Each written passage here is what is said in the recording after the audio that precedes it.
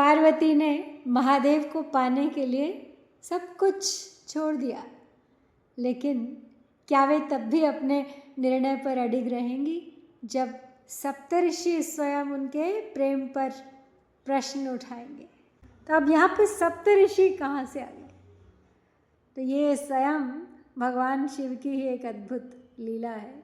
उनकी आज्ञा से सप्तऋषि पार्वती के पास पहुँचते हैं और उनके शिव विषयक अनुराग की, यानी शिव के प्रति उनके प्रेम की परीक्षा लेना चाहते हैं। तो क्या पार्वती अपने प्रेम और संकल्प पर अडिग रहेंगी? क्या सप्तऋषि उनके मन को डिगा पाएंगे? और सबसे बड़ा प्रश्न, क्या यह परीक्षा वास्तव में पार्वती के प्रेम की है या स्वयं शिव की लीला का एक और रहस्य? तो आइए आज सुनते हैं शिव महापुराण का ये बेहद सुंदर प्रसंग, जहाँ प्रेम को परखा जाता है और भक्ति अपने सत्य को स्वयं सिद्ध करती है।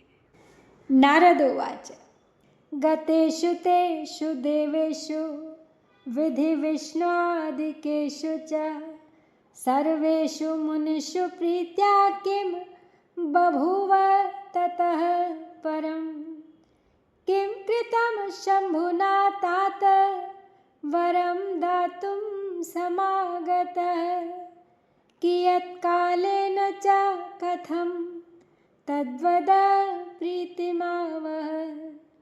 ब्रह्मोवाच गतेषु तेषु देवेषु ब्रह्मादिषु निजाश्रमं तत्तपः सुपरीक्षार्थं समाधिस्थो अभवत् भवः स्वात्मानमात्मना कृत्वा स्वात्मन्येव व्यचिन्तयत् परात् परतरं स्वस्थं निर्मायं निरवग्रहम् तद्वस्तुभूतो भगवानीश्वरो वृषभध्वजः अविज्ञात गतिः सूतिः साहरः परमेश्वरः। तो नारद जी बोले, हे ब्रह्मन, उन ब्रह्मा विष्णु आदि देवताओं तथा मुनियों के प्रेम पूर्वक चले जाने पर फिर क्या हुआ? हे तात, शिव ने क्या किया और फिर कितने समय के बाद तथा किस प्रकार वर देने के लिए वो आए? अब आप मुझे वो सब वृत्तांत प्रदान कीजिए। तो ब्रह्मा जी बोले, उन ब्रह्मा आदि देवताओं के अपने अपने आश्रमों को चले जाने पर पार्वती की तपस्या की परीक्षा करने के लिए शिवजी समाधिस्थ हो गए। उन्होंने अपने आत्मा से ही परमात्मा में परात्पर निरवग्रह आत्मस्थित ज्योति को धारण कर विचार किया। वस्तुतः वे शिव ही भगवान ईश्वर वृषभध्वज अविज्ञात गति जगत सृष्टा हर एवं परमेश्वर है। ब्रह्मोवाच गिरिजाहि तदा तात तताप परमं तपः तपसा तेन रुद्रोऽपि परं विस्मयमागतः समाधेश्चलितसोऽभूत् भक्ताधीनोऽपि नान्यथा वसिष्ठादीन् मुनीन् सप्त सस्मारसूतिकृद्धरः सप्तापि मुनयः शीघ्रमाययुः स्मृतिमात्रतः प्रसन्नवदनाः सर्वे वर्णयन्तो विधिं बहु प्रणम्य तं महेशानं तुष्टुवुर्हर्षनिर्भराः वाण्या गद्गदया बद्धकरा विनतकन्धराः। सप्तर्षय ऊचु देवदेव महादेव करुणासागर प्रभो जाता वयं सुधन्या हि त्वया यदधुना स्मृताः किमर्थं संस्मृता नाथ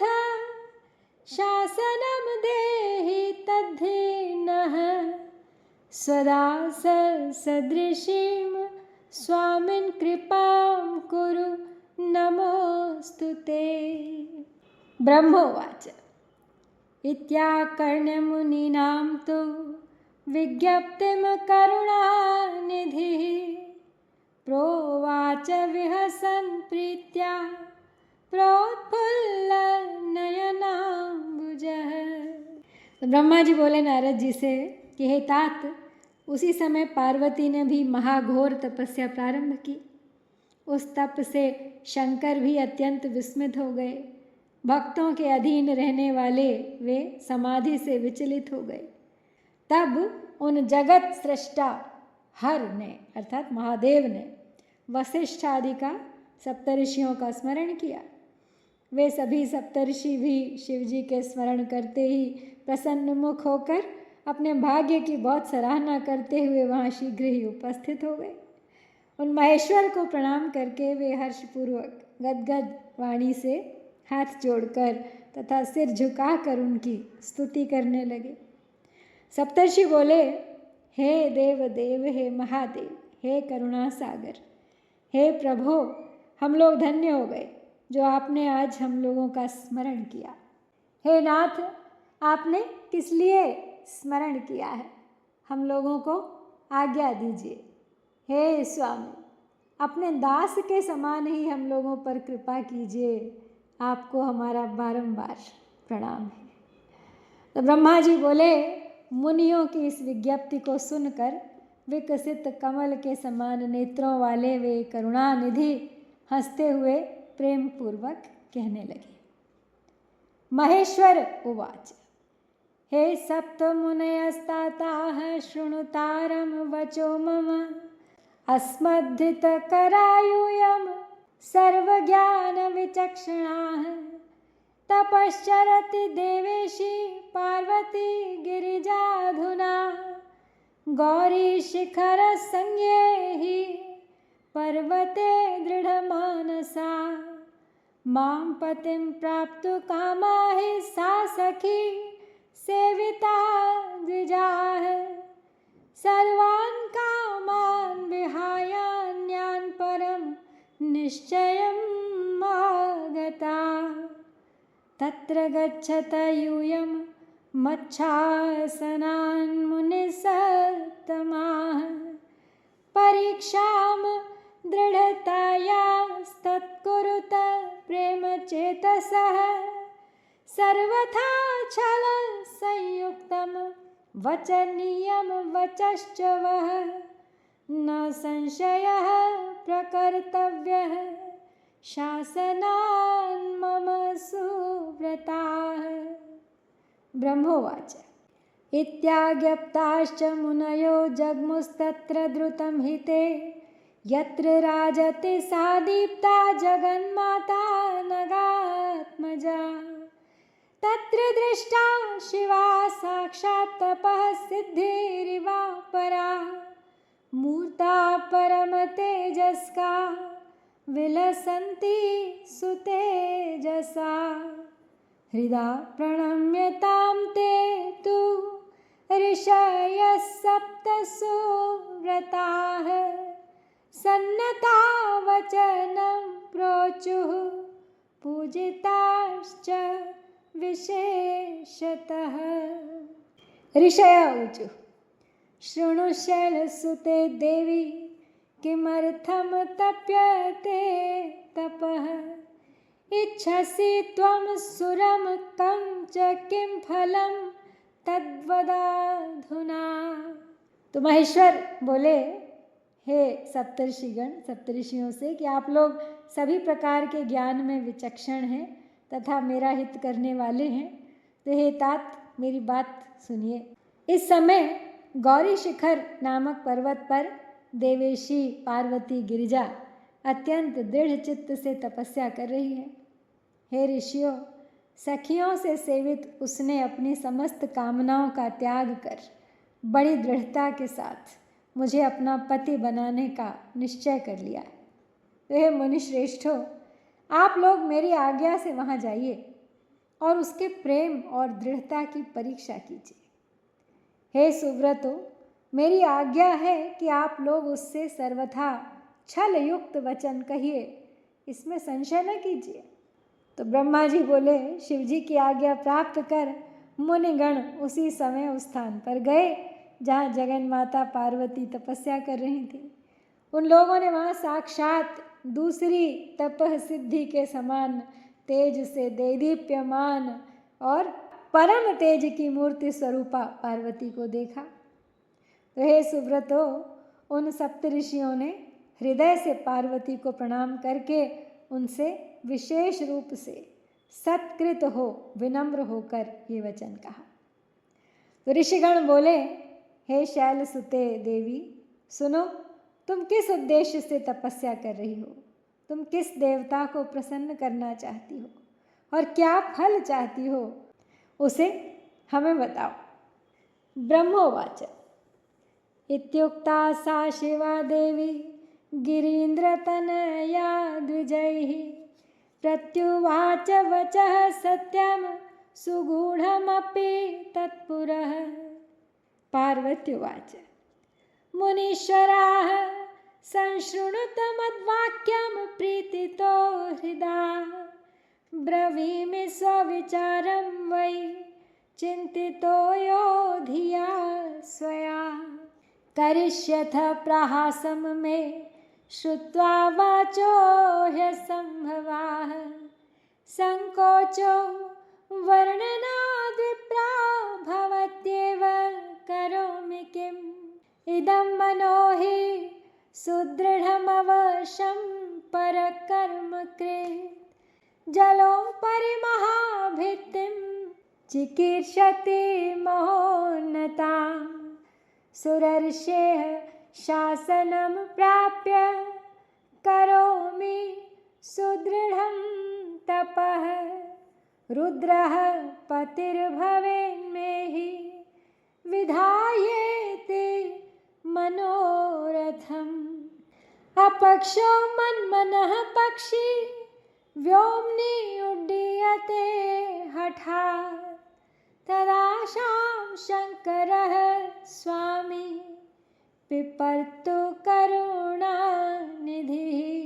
ब्रह्मोवाच इत्याकर्ण्यवचस्तस्या विहस्य मुनयश्यते सम्मान्य गिरिजां प्रीत्या प्रोचुश्चलवचो मृषा।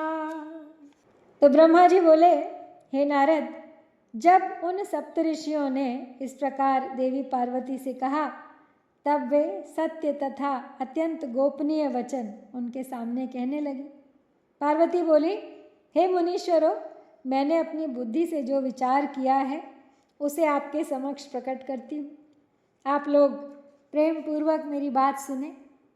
हे विप्रो, आप लोग मेरी असंभव बात सुनकर परिहास करेंगे, इसलिए उसे कहने में मुझे भी संकोच हो रहा है, लेकिन मैं क्या करूं, आप लोगों के पूछने पर बता दे रही हूँ।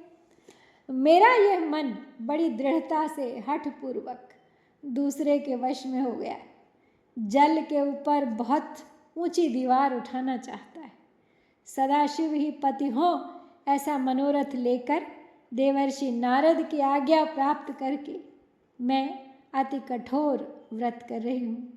इसमें मेरे मन रूपी पक्षी को यद्यपि पंख नहीं है, फिर भी ये हठपूर्वक आकाश में उड़ना चाहता है। करुणा सागर स्वामी शंकर मेरी उस आशा को पूर्ण करें। ब्रह्मा जी बोले, उनकी ये बात सुनकर वे मुनि गिरिजा का सम्मान करके हंसकर प्रेम पूर्वक मिथ्या तथा छल युक्त वचन कहने लगे। ऋषय ऊचुः न ज्ञातं तस्य चरितं वृथा पंडितमानिनः देवर्षे क्रूरमनसः सुज्ञा भूत्वाप्यगात्मजे नारदः कूटवादी च परचित्तप्रमन्थकः तस्य वार्ता श्रवणतो हानिर्भवति सर्वथा तत्र त्वं शृणु सद्बुद्ध्या चेतिहासं सुशोभितं क्रमात्वां बोधयन्तो हि प्रीत्या तमुपधारय। ब्रह्मपुत्रो हि यो दक्षः सुषुवे पितुराज्ञया स्वपत्न्यामयुतं पुत्रानयुङ्क्त तपसि प्रियान्। ते सुताः पश्चिमदिशि नारायणसरोगताः तपोर्थे ते प्रतिज्ञाय नारदस्तत्र वै ययौ। कूटोपदेशमाश्राव्य तत्र तान्नारदो मुनिः तदाज्ञया च ते सर्वे पितुर्नगृहमाययुः। तच्छ्रुत्वा कुपितो दक्षः पित्राशासितमानसः उत्पाद्य पुत्रान् प्रायुङ्क्त सहस्रप्रमेतांस्ततः। ते अपि तत्र गताः पुत्राः तपोर्थं पितुराज्ञया। नारदोऽपि ययौ तत्र पुनस्तत्स्वोपदेशकृ। ददौ तदुपदेशं तेभ्यो भ्रातृपथं ययुः। आययुर्न पितुर्गेहं भिक्षुवृत्तिरताश्च ते। इत्थं नारदसद्वृत्तिर्विश्रुता शैलकन्यके। अन्यां शृणु हि तद्वृत्तिं वैराग्यकरणीं नृणाम्। तो ऋषिगण अब बोले पार्वती से, हे पर्वतराज पुत्री, बुद्धिमती होकर भी तुमने व्यर्थ ही अपने को पंडित मानने वाले तथा क्रूर चित्त वाले उस देवर्षि नारद का चरित्र नहीं जाना है। वो नारद तो मिथ्यावादी है और दूसरे के चित्त को भुलावे में डालने वाला है। उसकी बात सुनने से सर्वथा हानि ही होती है। उस नारद के संबंध में एक सुंदर इतिहास हम लोग कह रहे हैं, उसको तुम उत्तम बुद्धि से सुनो और प्रेम पूर्वक उसे अपने हृदय में धारण करो। ब्रह्मा के पुत्र दक्ष ने अपने पिता की आज्ञा से अपनी पत्नी से 10,000 प्रिय पुत्र उत्पन्न किए और उनको तपस्या में नियुक्त किया। तपस्या के लिए प्रतिज्ञा करके वे दक्ष पुत्र पश्चिम दिशा में नारायण सरोवर पर गए। नारद भी वहाँ पहुँच गए और नारद ने उन्हें मिथ्या उपदेश देकर विरक्त कर दिया और उनकी आज्ञा से वे पुनः अपने पिता के घर लौटकर नहीं आए।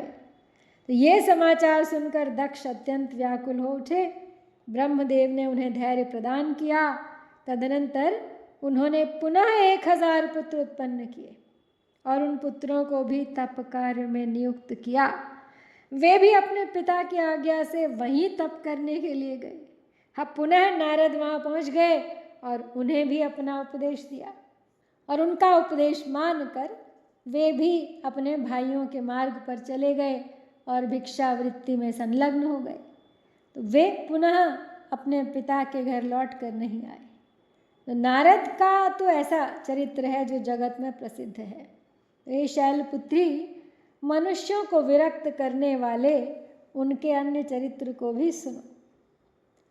विद्याधरश्चित्रकेतुर्यो बभूव पुरा करो स्वोपदेशमयं दत्त्वा तस्मै शून्यं च तद्गृहं प्रह्लादाय स्वोपदेशान् हिरण्यकशिपोः परं दत्त्वा दुःखं ददौ चायं परबुद्धिप्रभेदकः मुनिना निजविद्या यच्छ्राविता कर्णरोचना स स्वगेहं विहायाशु भिक्षां चरति प्रायशः नारदो मलिनात्मा हि सर्वदो ज्वलदेहवान् जानीमस्तं विशेषेण वयं तत्सहवासिनः। बकं साधुं वर्णयन्ति सा मत्स्यानत्ते सर्वथा। सहवासी विजानीयात् चरित्रं सहवासिनां लब्ध्वा तदुपदेशं हि त्वमपि प्राज्ञसम्मता। वृथैव मूर्खीभूता त्वं तपश्चरसि दुष्करम्। यदर्थमीदृशं बाले करोषि विपुलं तपः। सोदासीनो निर्विकारो मदनारिर्न संशयः। अमङ्गलव पुरधारी निर्लज्जो सदनुकूली। कुवेशी प्रेतभूतादिसंगी नग्नो हि शूलभृत्।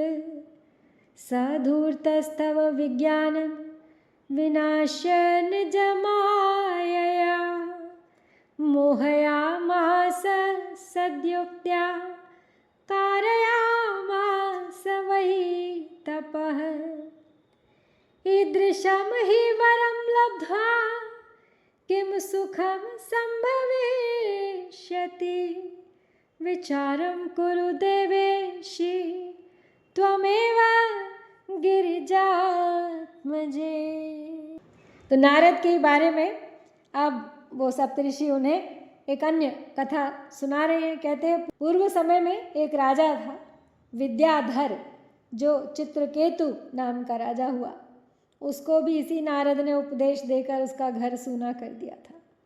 प्रहलाद को उपदेश देकर हिरण्यकशिपु से नाना प्रकार के दुख दिलवाए। इस प्रकार वो उल्टा उपदेश देकर दूसरों की बुद्धि फेर देता है। इस नारद ने कानों को प्रिय लगने वाली अपनी विद्या जिन जिन लोगों को सुनाई, वे शीघ्र ही प्रायः अपना घर छोड़कर भिक्षा मांगने लगे। वे नारद यद्यपि देखने में बड़े सज्जन लगते हैं, किंतु उनका मन बहुत मलिन है। हम लोग उनके साथ रहने के कारण उनका चरित्र विशेष रूप से जानते हैं। बगुले के श्वेत वर्ण शरीर को देखकर सब लोग उसे साधु कहते हैं, फिर भी क्या वह मछली नहीं खाता? साथ में रहने वाला ही साथ रहने वालों का वास्तविक चरित्र जानता है। अब तुम तो परम बुद्धिमती हो, फिर कैसे उनके उपदेश में फंसकर मूर्खों की तरह कठिन तपस्या में लग गई? हे बाले, ये परम दुख की बात है कि तुम जिसे अपना पति बनाने के लिए इतना कठिन तप कर रही हो, वो कामदेव का शत्रु है और उदासीन तथा निर्विकार है। वो अमंगल वेश धारण करने वाला शिव निर्लज्ज है। उसके घर का तथा कुल का आज तक किसी को पता नहीं। वो कुवेशी, भूत एवं प्रेत आदि का साथ करने वाला, त्रिशूल धारण करने वाला और नग्न रहने वाला है। उस धूर्त नारद ने अपनी माया से तुम्हारे ज्ञान को नष्ट करके बड़ी युक्ति से तुम्हें मोहित कर दिया और तुमसे तपस्या करवाई। ऐसे वर को प्राप्त कर भला तुम्हें क्या सुख मिलेगा? हे देवेशी, हे पार्वती, जरा तुम ही इस पर विचार करो। प्रथमम दक्षजाम साध्वीम विवाह्य सुधिया सती निर्वाहम कृतवान् नैव मूढ़ः किंचिद्दिनानि तां तथैव स वै दोषं दत्त्वा त्याक्षीत् स्वयं प्रभु ध्यायन् स्वरूपम् अकलं शोकं मरमत् सुखी एकलः परनिर्वाणो ह्यसंगोद्वय एव च तेन नार्याः कथं देवी निर्वाह संभविष्यति अद्यापि शासनं प्राप्य गृहमाया हि दुर्मतिं त्यजास्माकं महाभागे भविष्यति च शं तव त्वद्योग्यो हि वरो विष्णुः सर्वसद्गुणवान् प्रभुः वैकुण्ठवासी लक्ष्मीशो नानाक्रीडा विशारदः तेन ते कारयिष्यामो विवाहं सर्वसौख्यदम् इति दृशं त्यज हठं सुखिता भव पार्वती। ब्रह्मोवाच इत्येवं वचनं श्रुत्वा पार्वती जगदम्बिका विहस्य च पुनः प्राह मुनिज्ञानविशारदा। तब वो सप्तऋषि पार्वती को और आगे कुछ छल कपट की बातें बताते हुए कहते हैं कि मूढ़ शिव ने सद्बुद्धि से दक्ष कन्या सती से पहले विवाह करके कुछ दिन भी उसका निर्वाह नहीं किया और सती को ही दोष लगाकर उसका स्वयं त्याग कर दिया। वे तो अपने अकल अशोक स्वरूप का ध्यान करते हुए सुखी होकर रमण करते रहे। वे तो अकेले परनिर्वाण असंग तथा अद्वैत हैं। हे देवी, उनके साथ स्त्री का निर्वाह किस प्रकार संभव होगा। अब भी तुम हमारी बात मानकर घर चली जाओ और अपनी दुर्बुद्धि का त्याग कर दो। हे महाभागे, ऐसा करने से ही तुम्हारा कल्याण होगा। तुम्हारे योग्य वर विष्णु हैं, सभी सद्गुणों से संपन्न वे प्रभु वैकुंठ में निवास करने वाले लक्ष्मी के ईश और नाना प्रकार की क्रीड़ाओं में कुशल हैं। हम लोग तुम्हारा विवाह उन विष्णु से कराएंगे। वह विवाह सब प्रकार के सुखों को देने वाला है। तो हे पार्वती, तुम इस प्रकार के हठ का परित्याग करो और सुखी हो जाओ। तो ब्रह्मा जी बोले, इस वचन को सुनकर जगदम्बा पार्वती हंसकर उन ज्ञान विशारद मुनियों से पुनः कहने लगी।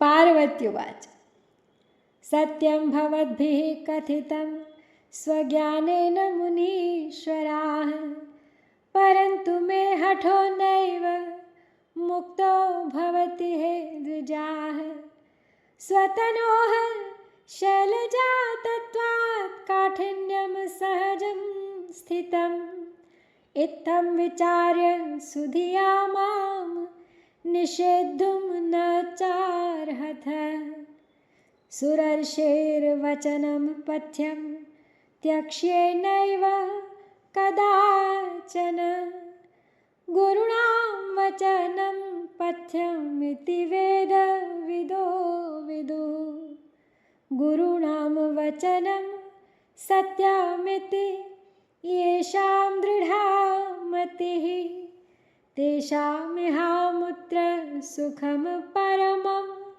न सुखं क्वचित् गुरूणां वचनं सत्यमिति यदृदयेन धीः इहामुत्रापि तेषां हि दुःखं न च सुखं क्वचित् सर्वथा न परित्याज्यं गुरूणां वचनं द्विजाः गृहं वसेद्वाशून्यं स्यान्मे हठः सुखदः सदा यद्भवद्भिः सुभणितं वचनं मुनिसत्तमाः तदन्यथा तद्विवेकं वर्णयामि समासतः गुणालयो विहारी च विष्णुः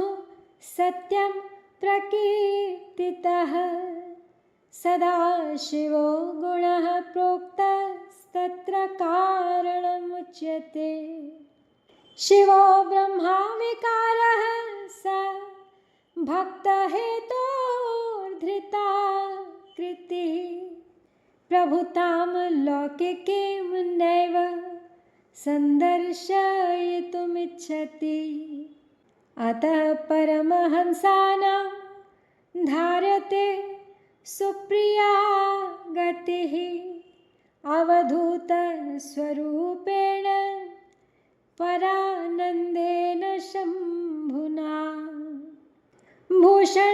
भूषणादिरुचिर्माया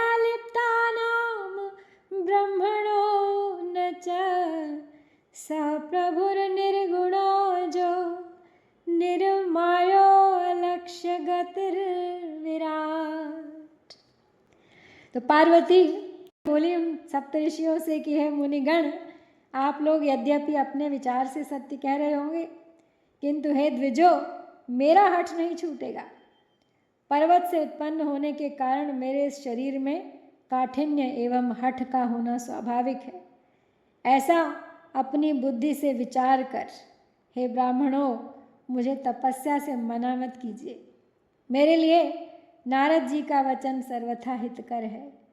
मैं उनका परित्याग कदापि नहीं करूँगी। वेदवेत्ता विद्वान कहते हैं कि गुरु का वचन कल्याणकारी होता है। जिन लोगों ने बुद्धि से यह निश्चित किया है कि गुरु के वचन सर्वदा सत्य हैं, उनको इस लोक तथा परलोक में सदैव सुख प्राप्त होता है। उन्हें कभी दुख होता ही नहीं। जिन लोगों के हृदय में ये विचार नहीं है कि गुरुओं का वचन सत्य होता है, उन्हें इस लोक एवं परलोक में दुख ही दुख होता है, उन्हें सुख कभी नहीं होता। वह ब्राह्मणों, गुरुओं के वचन का किसी प्रकार त्याग नहीं करना चाहिए, चाहे घर बसे अथवा उजड़े। ये हठ मुझे सदा सुख देने वाला है। हे मुनि सत्तमो, आप लोगों ने जो वचन कहा है उस विषय में मैं संक्षेप में अपना विचार प्रकट करती। आप लोगों ने जो विष्णु को सर्वगुण संपन्न वैकुंठ में विहार करने वाला तथा सदाशिव को निर्गुण एवं निर्विकार कहा है, वो सत्य ही है। इसका कारण मैं आप लोगों को बताती। शिव परब्रह्म एवं विकार रहित हैं।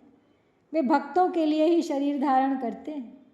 वे प्रभु कभी भी सांसारिक प्रभुता दिखाने की इच्छा नहीं करते। अतः परमानंद शंभु अवधूत स्वरूप से परमहंसों की प्रिय गति धारण करते हैं। माया में लिप्त रहने वालों को ही भूषण आदि में अभिरुचि होती है। ब्रह्म को किसी प्रकार की कोई अभिरुचि नहीं होती और वे सदाशिव प्रभु निर्गुण अज माया रहित अलक्ष्य गति एवं विराट है।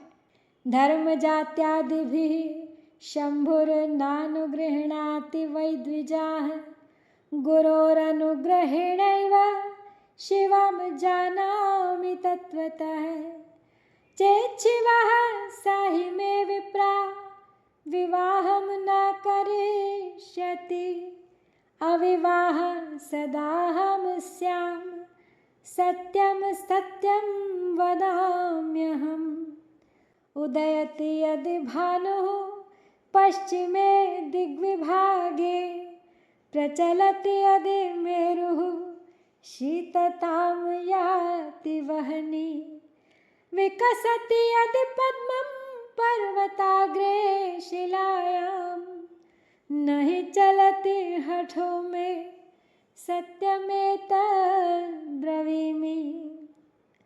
ब्रह्मोवाच इत्युक्त्वा तान् प्रणम्याशु मुनीन् सा पर्वतात्मजा विरराम शिवं स्मृत्वा निर्विकारेण चेतसा ऋषयोऽपि थमाज्ञाय गिरिजायाः सुनिश्चयं प्रोचुर्जयगिरं तत्र ददुश्चाशिषमुत्तमाम् अथ प्रणम्य तां देवीं मुनयो हृष्टमानसाः शिवस्थानं द्रुतं जग्मुस्तत्परीक्षाकरां मुनेः तत्र गत्वा शिवं नत्वा वृत्तान्तं विनिवेद्यत तदाज्ञां समनुप्राप्य स्वरलोकं जग्मुरादरात्।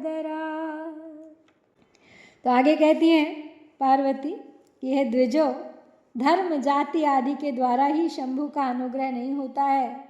मैं तो गुरु के अनुग्रह से ही शिव को तत्वपूर्वक जानती हूँ। हे ब्राह्मणों, यदि शंकर मेरे साथ विवाह नहीं करेंगे तो मैं सर्वदा अविवाहित रहूँगी। ये मैं सत्य सत्य कहती हूँ।